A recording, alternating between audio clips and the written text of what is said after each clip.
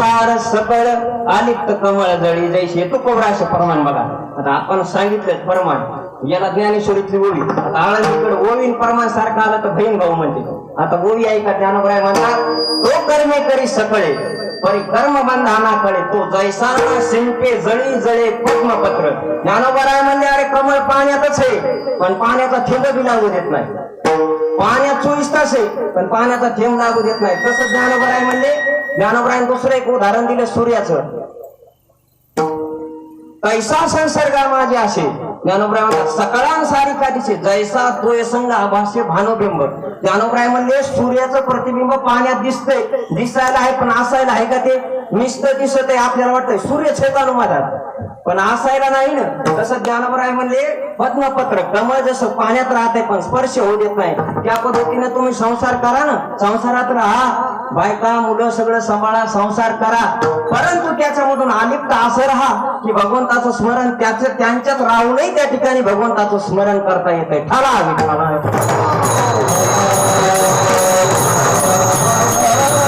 आपलं मन ज्ञानोबराय म्हणजे असं तिथंच गुंतलंय. तिथं घाण हे आपल्याला माहित आहे. तिथं सडलेलं हे बी आपल्याला माहित आहे. ज्ञानोबरायनं सुंदर किड्याचं उदाहरण दिलं बघा. म्हणजे पायाला खाऊन आलंय म्हणजे आणि खाऊन नाचलं त्याच्यामध्ये आळ्या झाल्या किडे झाले.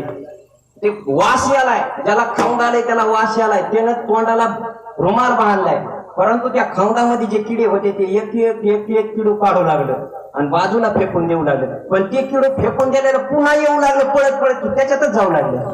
अरे आपल्याला माहित आहे खाऊन आलंय तिथं नासक पाणी आहे पण त्या किड्याला त्याच्यातच आनंद भेटायला. ज्ञानोबराय म्हणले ते अंतरणे ती बापुडे मनवणी आगत्य सेवन घडे ते पुय पंखीचे किडे काय चिळशी घेती. अरे चिळस तिथं किळस आहे हे माहित आहे पण त्याला त्याच्यातच आनंद वाटायला. तसं आपलं किती लांब झाला बघितलं तर आपल्याला तिथंच आनंद वाटतोय. ठाला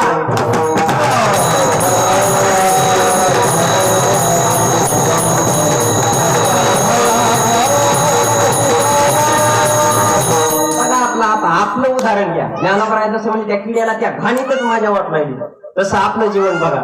ज्ञानोबराय म्हणले उदाहरण घ्या एखादा दृष्टांत घ्या बघा. वय जास्त हो द्या माणसाचं घरामध्ये लोक किंमत नाही देऊ द्या. पत्नीचं वय पत्नीचा जिव्हाळा पत्नीचं प्रेम काही काळापुरता असतं परंतु शेवटी शास्त्र सांगते बरं का. मी सांगन नाही तर माता मावल्याबद्दल महाराज काही शास्त्रानुसार मी सांगायलो. पत्नीचं सुद्धा प्रेम बघा. पत्नी सुद्धा शेवटी मुलं जर एका बाजूला गेली तर पत्नी म्हणते आमच्या ह्याला सुद्धा काही कळत नाही. मग आता कळत नाही म्हणल्यावर बघा गुरुवारी अनिल महाराज बार्शीकरांचा एक प्रसंग आहे. ते म्हणता कळत नाही म्हणले एक उत्तर द्यायचं. आता सांगतो जाऊ द्या. ते म्हणता असं सांगायचं तुम्हाला तर काही कळतच नाही म्हणली की म्हणायचं कळत नव्हतं म्हणूनच तू माझ्या नशिबात पडली. कळाला असतं तर तू आली नसतीस.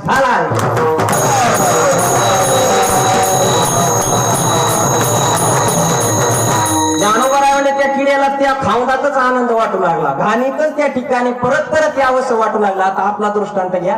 वारी आता येणार आहे बघा. वारीमध्ये आमच्यासोबत एक वारकरी आला आणि वारी संपल्याच्या नंतर परत येते वेळेस वारकरी मला चला ना महाराज आपल्या घरून जाऊ. मग घरी गेलो. वारकऱ्यानं दार वाजिलं. मग मधातले गृहमंत्री पत्नी रागानं आयुष्यातच आली. महिना दीड महिना वारकरी तिकडेच होत. दार उघडलं असं म्हणली आलात का काय काय केलं तिकडं. वारकरीच खालीच मान घातली वारकऱ्याने. म्हणलं वारकरी भाऊ अवघडच दिसायले. रागानं म्हणली इतके दिवस काय दिवा लावला तिकडेच काम बघितली नाही एखादी खोली म्हणायलो. खोली तिकडेच बघायची राहायचं म्हणली ना. मग असं म्हणले वारकरी शांतच. पत्नी मधात गेल्यावर म्हणलं वारकी बुवा अवघडच आहे तुमचं. ते म्हणला महाराज काही नाही वरून बोलती पण आतून तिची लयच माया आहे मायावर. आता मला सांगा वरून समाजापुढे एवढं जर बोलती एक पंखीचे किडे. ज्ञानोबराय सुंदर बघा मग प्रसंग कसा सांगितलाय. तिथं घाण आहे अरे तिथून काढून द्यायला बसले तरी सुद्धा तिथंच गुतायलाय. खूप प्रेम आहे म्हणला मग ठाला.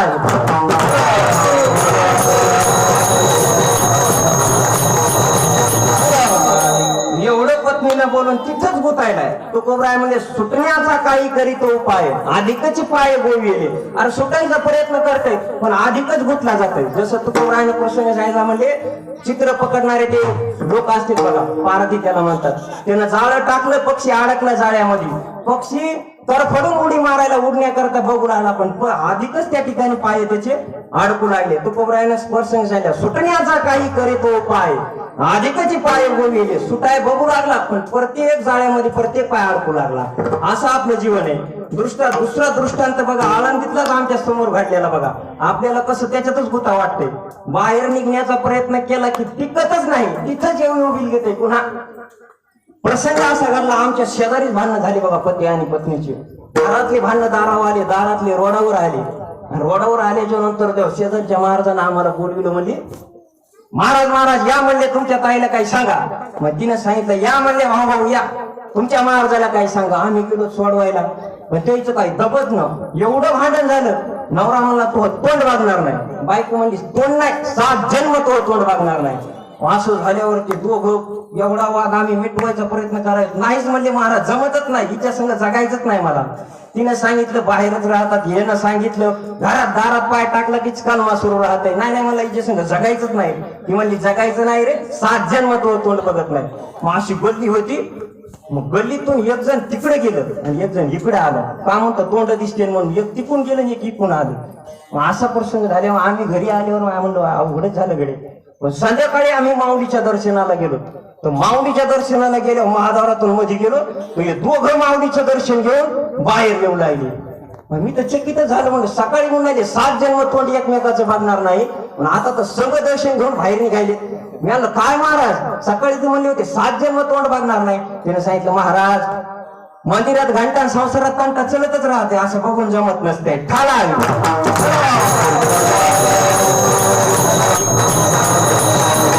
त्या ठिकाणी दुःख होऊन तिथंच गुंतण्याचा प्रयत्न आपण करतो, म्हणून आपल्याला त्या ठिकाणी दुःख भोगण्याची वेळ येते. ठाला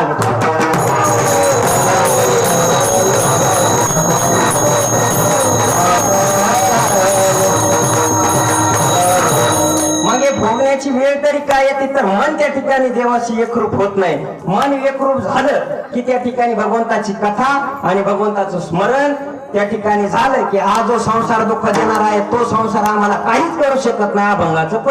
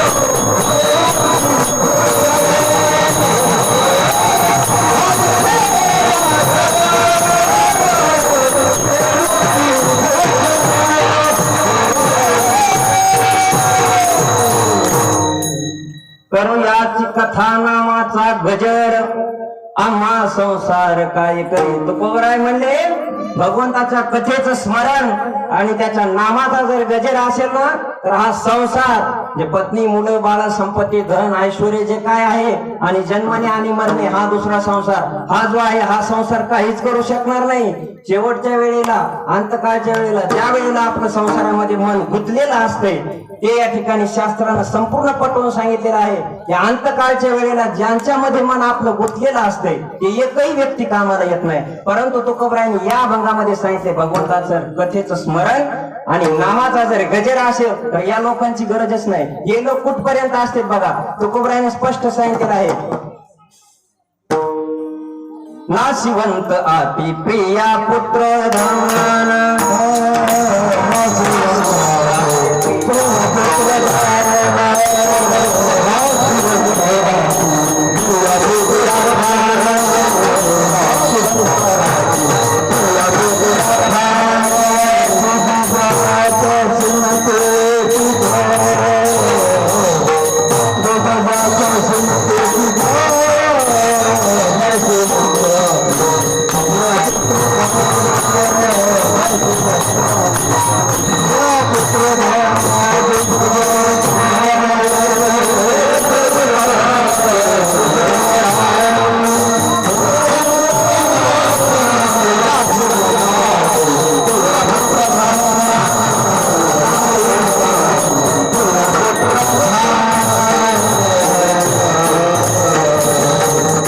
नाशिवंत आटे प्रिया पुत्र धन बीज त्याचा शिणतेची फळ.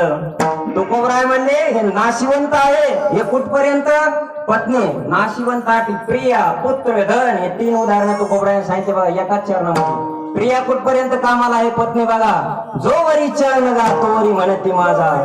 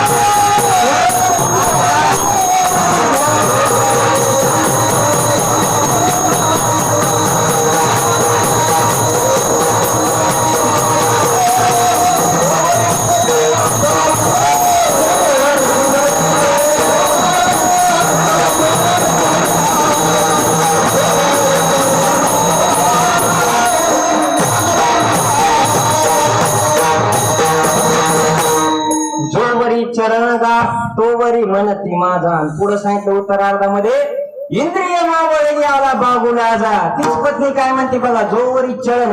याचं शास्त्रानं दोन अर्थाने स्पष्ट करून सांगितलेला आहे. अर्थ बघा चळण जोवरी चळण गा म्हणजे बघा जोपर्यंत तारुण्य आहे हे पहिलं उदाहरण. दुसरं उदाहरण सांगितलं जोपर्यंत संपत्ती आहे. या दोन गोष्टी आहेत तोपर्यंत स्त्री त्या ठिकाणी पुढे पुढे करते. तुकोबराय सांगितले बघा जोवरी चळण गा तोवरी म्हणती माझा. उत्तरार्ध सांगते इंद्रिय मावळी आला बागुला जा. तीच स्त्री वय संपल्याच्या नंतर उतार वयामध्ये त्या ठिकाणी लहानाले लेकर नातू जर घरी खेळत असली तर म्हणती पप्प्या शांत बस नाही तर बघ ते बागुल भूत बसलेले त्या कोपऱ्यामध्ये पतीला म्हणती बघा इंद्रिय मावळी आला बागुला जा. तुकोबरायने पुढे जाऊन सांगितलं कळे येईल अंतकाळी प्राण प्रयाणाची वेळी राहती निराळी रांडा पोरे सकळ. तुकोबरायला राग आला. तुकोबराय थोडं खालच्या दर्जावर येऊन बोलले राहती निराळी रांडा पोरे सकळ.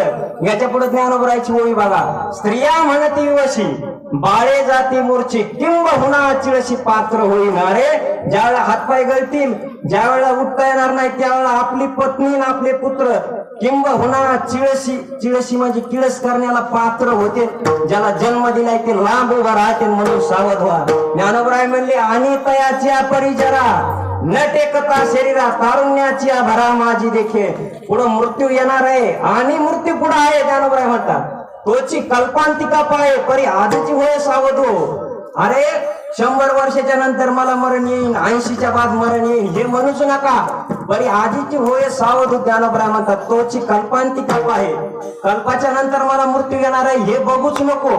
म्हणून या ठिकाणी तुकोबराय सांगता भगवंताच्या नामाचा गजर आणि भगवंताच्या कथेचं जर स्मरण असलं तर या ठिकाणी संसारात आलेले हे विघ्न पूर्ण त्या ठिकाणी आपल्याला काहीच करू शकणार नाही. म्हणून एक ना एक दिवस आपल्याला जायचंय, परंतु जाण्या अगोदर या ठिकाणी जर भगवंताचं दास म्हणून जर घेतलं तर या ठिकाणी आपल्याला हा संसार काहीच करून घेणार नाही. जिंदगी एक किराए का घर है, एक ना एक दिन बदलना पड़ेगा. मौत जब तुझको आवाज दे, घर से बाहर निकलना पड़ेगा. क्या भरोसा है इस जिंदगी का, साथ देती नहीं ये किसी का, साथ देती नहीं ये किसी का. क्या भरोसा है इस जिंदगी का, सांस रुक जाएगी चलते चलते, क्षमा बुझ जाएगी चलते चलते. दम निकल जाएगा, दम निकल जाएगा रोशनी का. क्या भरोसा है इस जिंदगी का, क्या भरोसा है इस जिंदगी का.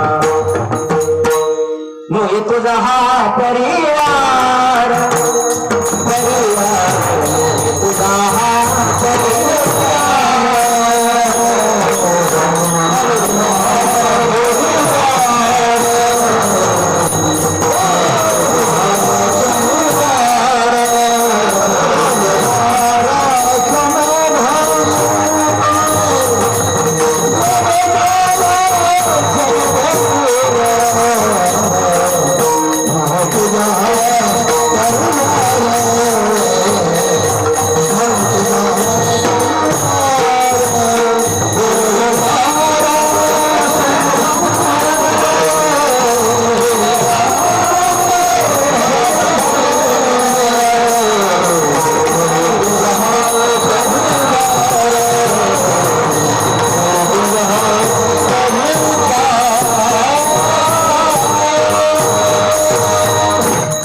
नो हे तुझा हा परिवार द्रव्यदारा क्षण भंगूर. या ठिकाणी तू कोणाला सांगता भल्या माणसा तू परिवार नाही, कोणीच तुला नाही.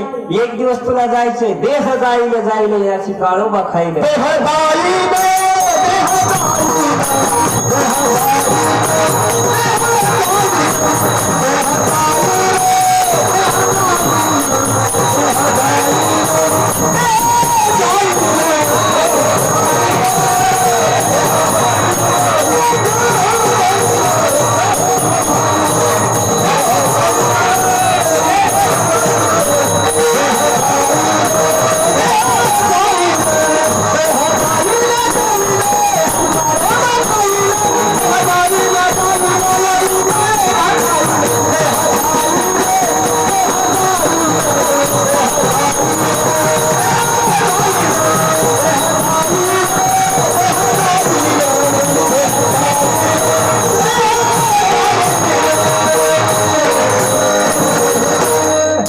जाईल जाईल या काळोबा खाईल.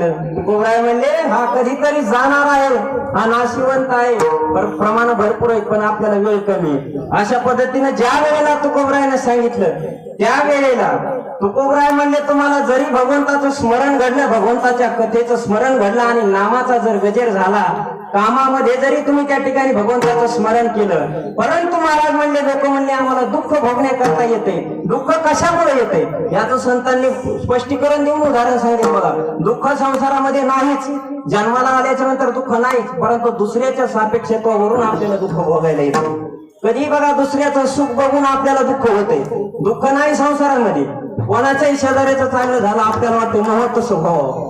काहीतरी त्याची इच्छा करणं भगवंताकडे हेच दुःख आहे, बाकी काहीच नाही. दुःख संसारात नाही, दुसऱ्याचं बघून दुःख भोगायला येतंय. म्हणून तो कोबराय म्हणले, अरे त्याचा स्मरण असलं कथेचं आणि नामाचा जर गजर असेल ना, तुम्हाला दुःख भोगण्याची गरज येणार नाही. मग म्हणले महाराज करायचं कसं स्मरण? महाराज म्हणले काय मंदिरातच याची गरज आहे काय? उठून जरी भगवंताचं स्मरण केलं, नाथ महाराजाचा हरिपाठ सगळ्याला माहिती आहे बघा. त्या ठिकाणी सांगितले कामा भरपूर त्या ठिकाणी प्रमाण आहेत नाथ महाराजाच्या हरिपाठामध्ये. तुम्ही जागेवर बसून उठता बैसता हरी बोला कांडता, हरी बोला भांडतानी भगवंताचं स्मरण केलं, ते सुद्धा त्या ठिकाणी योग्यतेला प्राप्त होणार आहे. ज्ञानोबारायांनी तर सांगितलं, विरोध करून जरी भगवंताला अपशब्द तुम्ही जर बोलला तर ते सुद्धा पुण्यात गणना केली जाते. तुवा संकाधिकाचे निनामी ज्ञानोबाराय म्हणतात, सायुज्य मोक्ष तिथला पुचणे विषयाचे स्तनपाने भरो आली. अरे विष स्तनामध्ये भरून कृष्णाला मारण्याकरता आली ती भगवंताला. विरोधक होती परंतु तिला सुद्धा सायुज्य मोक्ष त्या ठिकाणी भगवंतानं दिला. तुवा संकाधिकाचे निनामे ज्ञानोबराय म्हणतात, सायुज्य मोक्ष दिधला पुतणे. अरे सायुज्य मोक्ष जे कोणाला भेटत नाही ते देवानं तिला दिला. म्हणून ज्ञानोबराय सांगतात, विरोध करा, भगवंताची नातं जोडा, कोणत्याही प्रकारे का होईना परंतु त्या ठिकाणी भगवंताची नातं जोडा. कामामध्ये म्हणा, कशामध्ये काय म्हणायचे ते म्हणा, परंतु भगवंताचं स्मरण घडलं पाहिजे. प्रथम चरण हे सांगते, स्मरण कसं घडवायचं? कामामध्ये जरी असतात तर पूर्ण चित्त त्याच्याशी एकरूप झालं पाहिजे. कल्पनेनं मनुष्य त्या ठिकाणी जगामधला कोणतेही भोग भोगू शकतो. बघा उदाहरण जर घ्यायला गेलं तर त्या ठिकाणी ज्ञानोबराय म्हणले, मुलीचं लग्न झालं, लग्न होणार होतं महिन्यानं, तारीख काढली, सगळं झालं. ज्ञानोबराय दृष्टांत सहित सांगितले बघा. लग्न जमलं आणि तारीख काढल्याच्या नंतर साखरपुडा झाला, पण त्या मुलीनं साखरपुडा झाल्यापासून तर लग्नाची तारीख येईपर्यंत एका घंट्यातच संपूर्ण कल्पनेनं संसार भोगून बसली ती मुलगी. लग्न होईल, मी ह्या गाडीत जाईन, इथं जाईन, घरी गेल्याच्या नंतर सासरीबाईच्या पाया पडन, सासूबाईच्या पाया पडन, सासूबाई मला असे म्हणते, सासरीबाई मला तसं म्हणते, मी मालक मला असे म्हणते तसं म्हणते. हे मुलीनं लग्नाचा साखरपुडा झाला, लग्न महिन्याभर राहिलं, परंतु अगोदरच तिनं कल्पनेनं तो संसार पूर्ण भोगून बसली. ज्ञानोबराय म्हणले, ना तरी केळवली नवरी का संन्यासी जया परी, कैसा न मरता जो करी मृत्यू सूचना. त्या मुलीनं ज्याप्रमाणे संपूर्ण त्या ठिकाणी कल्पनेने संसार भोगला, लग्न न होताही कल्पनेने संसार भोगला, त्याप्रमाणे कैसा न मरता जो करी मृत्यू सूचना. उत्तरार्धात ज्ञानोबराय म्हणतात, न मरता त्या मरणाचं चिंतन करा. ज्ञानोबराय म्हणजे न मरता जो करी मृत्यू सूचना, त्याला सूचना द्या, मला मृत्यू येणार आहे, मी असं करणार आहे, तसं करणार आहे, मग काळ जवळ आलेला आहे. ज्ञानोबराय त्याच्या पुढे जाऊन म्हणले, अरे मेलेला माणूस आपण म्हणतो लेकरायला घरात वा. ज्ञानोबराय म्हणले, बघा मरतानी माणूस बघा. त्या ठिकाणी बघितल्याच्या नंतर तरी मनुष्य सावध होतो. काय अवकाळ असते त्याची. एरवी आयुष्याचे सूत्र विघडिता, भूतांची उमटे खडाडता, काय न मरत याची आई चित्ता युगांतू नोहे. अरे मरणाऱ्या माणसाला जर बघितलं तर न मरणाराला मेल्याच्या पलीकडे दुःख होते. म्हणून ज्ञानोबराय म्हणले, मरणारा माणूस बघा, कधीतरी जागे होचाल. अशा पद्धतीनं त्याच्या पुढे जाऊन तो कोबराय म्हणले, तुम्हाला स्मरणच करायचंय, कामामध्ये असू द्या, कुठे असू द्या, साक्षात भगवंत दिसला पाहिजे. याच्यासाठी छोटस एक उदाहरण घेऊ.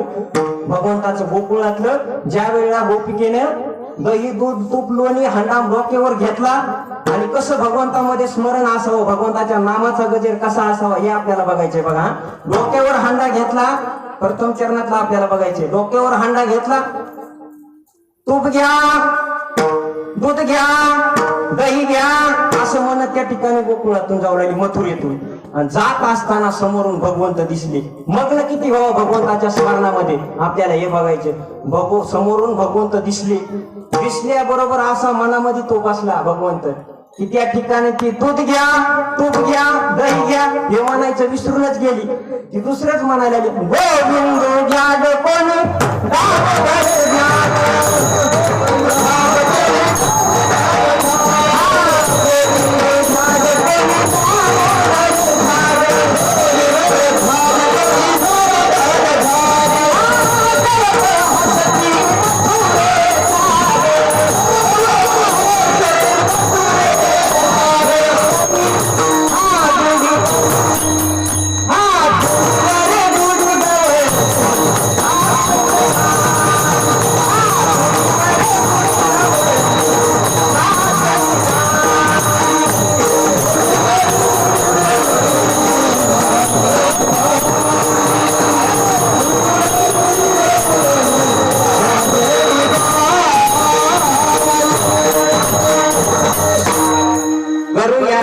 कथा नामाचा गजर कथा स्मरण नामाचा गजर भगवंत समोर दिसले की गई एक अदोदय माझ्या डोक्या विसरूनच गेली नामाचा गजर गोविंदू घ्या कोणी दामोदर घ्या ग बाया हसायला लागल्या मथुरेच्या जवळ तवळ हसते मथुरेच्या ग एवढी ती भगवंताच्या स्मरणामध्ये मग्न झाली मग तो कोबराय म्हणले हा संसार आम्हाला काय करणार आहे अंतकाळच्या वेळेला येईल परंतु त्याच्या करता त्याचं दास्यत्व स्वीकारावं लागतं त्याच्या अंगावरती भूषण जे आहे ते परिधान करावं लागतात अभंगाचं दुसरं चरण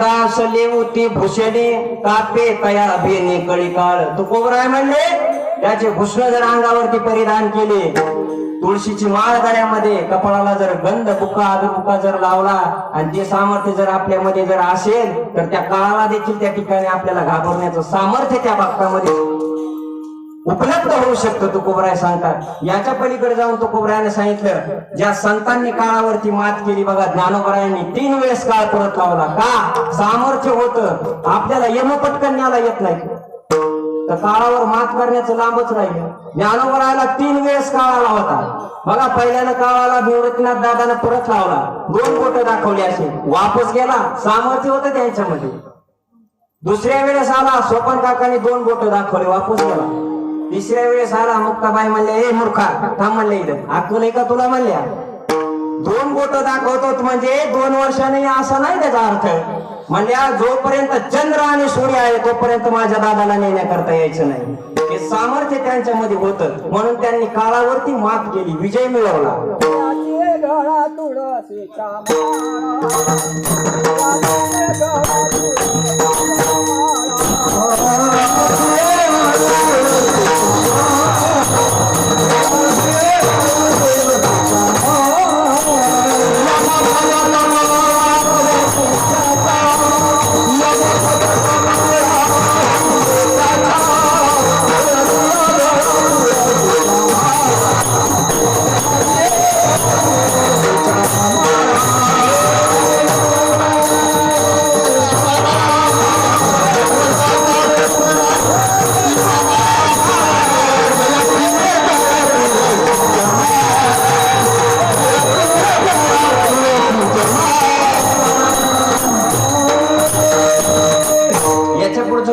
परवान बघा ऊर्ध्व पुंड्र भाळ कंठी शोभे माळ कापे तया भेने कळी काळ तो कोबराय म्हणले ऊर्ध्व पुंड्र भाळ कंठी शोभे माळ गंध जर असेल बुका असेल कपाळाला आणि गळ्यामध्ये जर तुळशीची माळ असेल तर काळाचं सुद्धा सामर्थ्य नाही तोपर्यंत येण्याकरता गंध होईपर्यंत एवढं सामर्थ्य भक्ताचं आहे त्याच्या पुढे जाऊन तुकोबरायाने सांगितलं हे सामर्थ्य आहे पण त्याच्या करता नुसतं गंध लावून वस्त्र परिधान करून उपयोग नाही दास्यत्व स्वीकारावं लागतं भगवंताचं आपल्याला दास कोणाचं व्हायचं म्हणलं तर ती सामर्थ्य आपल्याकडे नाही अहो तुकोबरायला एवढा समाज मान्य करत होता त्यावेळेला तुकोबरायच्या पाया लोक पडत होते तुकोबराय म्हणले वा तुकोबराय समाज म्हणत होता काय तुम्ही भगवंताचे दास झाला तर तुकोबराय म्हणले नाही रे भल्या माणसाहेब हो मी दास होण्याच्या सुद्धा लायकीचा नाही परंतु हे समाज मला मानायला म्हणून मी त्या ठिकाणी दास झालो, नाही तर मी देवाशी देवाच्या पायापाशी दास होऊन राहण्याच्या सुद्धा लायकीचा नाही.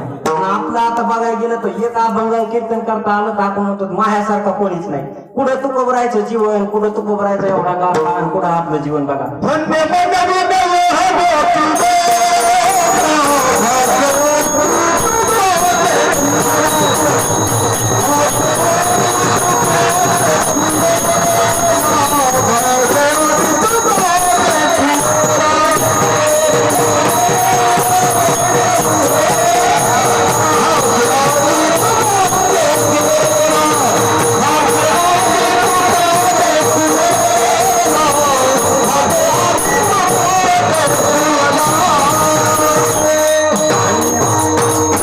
धन्य म्हणवी नाही लोकी लोका भाग्याने तुका देखील. अरे धन्य आहोत आम्ही, तुकोबरायच्या गाथ्याच्या रूपातूनच आम्हाला तुकोबरायचं दर्शन होते. याच्या पलीकडे जाऊन तुकोबराय म्हणले दास होण्याच्या लायकीचा नाही, तरी सुद्धा लोक उपमा द्यायले. तुकोबराय म्हणले हे दास खरा परी हा झाला शेडांगोरा, या शिकाय मन आता तू हे सकळ जाणता. देवा तूच मला जाणणार आहेस, तूच मला बघतोस. लायकीचा नाही मी दास होण्याच्या, परंतु लोक मला त्या ठिकाणी भरभरारी घालायले. कोबराय तुम्ही लय मोठी माणसं, तुम्ही मोठे कीर्तनकार झाले, समाज परिवर्तनकार झाले. तू कोबराय म्हणले लाज वाटे मना तुझा मानवीचा दास.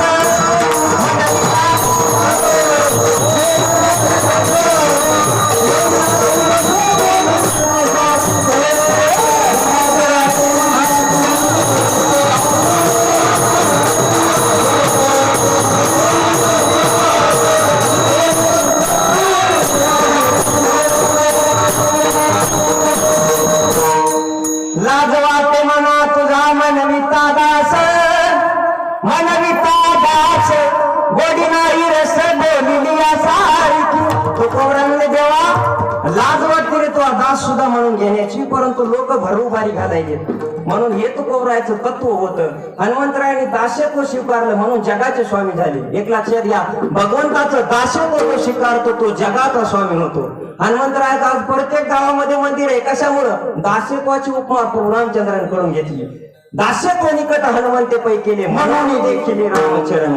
अरे प्रभू रामचंद्राच्या चरणाचा स्पर्श करण्याचा अधिकार त्याच वेळेला प्राप्त झाला, फक्त दास्यत्व म्हणून स्वीकार केला मारुतीरायांनी. म्हणून त्या ठिकाणी प्रभू रामचंद्राचं दास्यत्व होऊन देव प्रत्येक गावामध्ये आज मारुतीरायाचं दर्शन घेतल्याशिवाय व्यक्ती पुढच्या कामाला सुरुवात करत नाही. का? देवाचं दास्यत्व स्वीकारून जगाचे स्वामी झाले, हे विशेष आहे. त्याचं दास्यत्व स्वीकारावं तो जगाचा आपोआप स्वामी होतो. आज तुकोबराय ज्ञानोबरायचे फोटो प्रत्येक घरामध्ये आहेत. काय विशेष आहे? कशामुळे? आपल्या आजा पंजाचे फोटो आपल्या घरामध्ये नाही. त्यांनी स्वतःच्या संसाराची राख रांगोळी करून जगाच्या कल्याणा संतांच्या विभूती आपलं घर सोडून दिलं. आपला संसार संसाराच्या नावे घालून या शून्य वाढत हा पुण्य धर्म केला, शून्य घातला, संसार सोडून दिला आणि जगाकरता कष्ट केले. म्हणून आज प्रत्येक घरामध्ये तुकोबराय ज्ञानोबरायचे फोटो आहेत. आपल्या आजा पंजाचे नाही फोटो, आपल्या घरातले मध्ये म्हाताऱ्याचं लय घेऊ वाटले फोटो काढून पलकडे घरात लावा. ही आपली विशेषता, ही आपली कमाई आहे. का? आपल्या कुळातल्या माणसानं आपल्याच कुळाचा विचार केला. लक्षात घ्या तुम्ही, पोराला इतकं होईल, पोराच्या नाताला इतकं होईल, याला इतकं होईल, स्लॅब बांधताय, 4 मजले काढताय, वरी गज काढून ठेवते. कशासाठी? पुन्हा पण तू बांधील ना पुढं. ही आपली विशेषता आहे. म्हणून आपलेच विसरले. कोणाला बरं खापर पंजवाचं ढोपर पंजवाचं नाव माहिती? कोणालाच नाही. ज्ञानोबरायला जाऊन आज 750 वर्ष झाली, तुकोबरायला जाऊन 400 वर्ष झाले. आज का म्हणून तुकोबरायचं नाम प्रत्येक भजन सुरू करत असताना ज्ञानोबराय तुकोबरायचा गजर झाल्याशिवाय सुरुवात होत नाही. ज्ञानोबराय तुकोबरायचे फोटो नाहीत असं घर नाही हिंदू धर्मामध्ये. ही विशेषता त्यांची आहे. म्हणून त्यांचं स्मरण आपण करतो आणि त्यांनी काळाला परत पाठवण्याचं त्यांच्यामध्ये सामर्थ्य होतं. आपल्याला उत्तरार्ध बघायचं आहे बघा. कापे तया भेणे कळी काळ, परंतु दास्यत्व स्वीकारलं. कळी काळ भेणे, कापे तया भेणे कळी काळ. तुकोबराय म्हणले अरे जगाला काळ त्या ठिकाणी कधी येईल सांगता येत नाही, परंतु आम्ही त्याच्या डोक्यावर पाय देऊन उभं राहिलो. जगा काळ खाय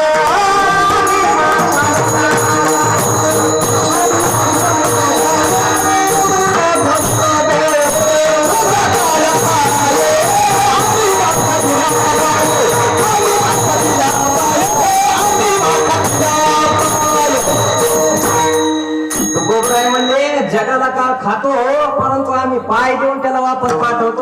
त्याच्या डोक्यावर पाय देऊन त्याला मारण्याचं सामर्थ्य आमच्यामध्ये आहे. जगा काळ खाय आम्ही माथा दिला पाय, त्याच्यावर पाय देऊन उभं राहून नामाचा गजर करतो आम्ही. हे सामर्थ्य आमच्यामध्ये आहे. आणि तुकोबराय म्हणले आपल्यामध्ये जर सामर्थ्य असेल, काळ जर आपल्याला येण्याकरता आला, त्याच्या तोंडामध्ये मारूनही वापस पाठवण्याचं सामर्थ्य भक्तामध्ये असतं. हरी राम